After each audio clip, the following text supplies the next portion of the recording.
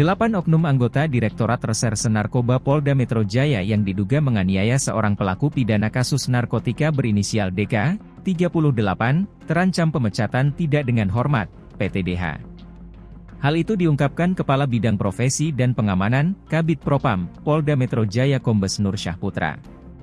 PTDH terhadap 8 anggota ini berdasarkan 4 pasal dari Kode Etik Profesi Polri, Perpol Nomor 7 Tahun 2022 dan Peraturan Pemerintah, PP, RI Nomor 1 Tahun 2003. Kami telah menerapkan Pasal 5, Pasal 10, Pasal 11, dan Pasal 12 Kode Etik Profesi Polri berdasarkan Perpol Nomor 7 Tahun 2022, ujar Nur Syah kepada wartawan, Jumat, 28 Juli 2023. Dan juga PPRI Nomor 1 Tahun 2003 tentang pemberhentian tidak dengan hormat terhadap seluruh pelanggar, tambah dia. 7 orang ditetapkan tersangka dalam kasus ini, yakni AP, AJ, RP, V, J, F dan YP. 1 orang pelaku dikembalikan ke Bid Propam Polda Metro untuk pemeriksaan etik karena tidak mengalami unsur pidana.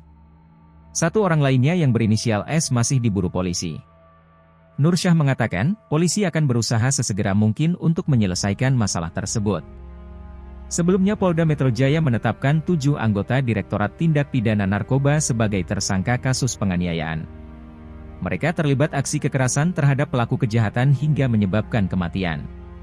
Yang masuk pidana adalah 7 orang, ujar Direktur Reserse Kriminal Polda Metro Jaya Kombes Hengki Haryadi kepada wartawan, Jumat, 28 Juli. Para oknum polisi yang ditetapkan tersangka berinisial AP, AJ, RP, V, J, F, dan YP. Mereka kini telah ditahan. Ada 9 oknum Direktorat Tindak Pidana Narkoba yang masuk dalam penanganan kasus. Namun, 1 diantaranya dianggap tak memenuhi unsur pidana. Sedangkan 1 orang lainnya masih menjadi buronan. Khusus untuk 1 anggota yang tak memenuhi unsur pidana, lanjut Hengki, diserahkan ke Propam Polda Metro Jaya. Nantinya, ia akan diperiksa secara kode etik.